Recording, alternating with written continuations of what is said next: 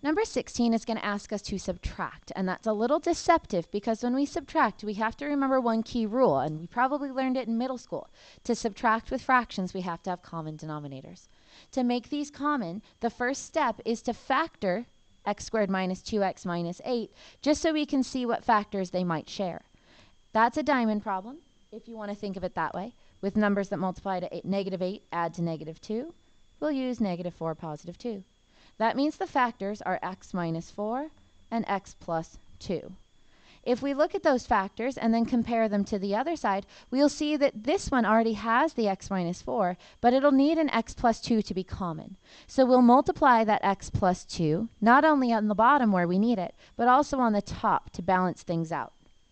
Now, again, this is where it's going to help to be really organized about what we're doing, because when we look at the new fraction that we've created here, x plus 2 times 1 gives us x plus 2. And the bottom, we don't need to FOIL out. We can just leave it as x plus 2, x minus 4. We didn't change the second fraction at all. We just factored the bottom, so we're going to keep that exactly as we had it. Now from here, a lot of folks aren't quite sure what to do. The common mistake is to cancel out the x plus 2. But now we remember the whole point of doing this was to be able to combine like terms. We have x plus 2 on the top, minus 6 on the top, and all of that together is the entire top.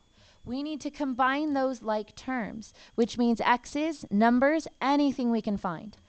X doesn't have any like terms on top, but we have numbers, positive 2 minus 6. So if we combine those like terms together on top, we'll have x minus 4, because negative 2 minus 6, positive 2 minus 6 is negative 4.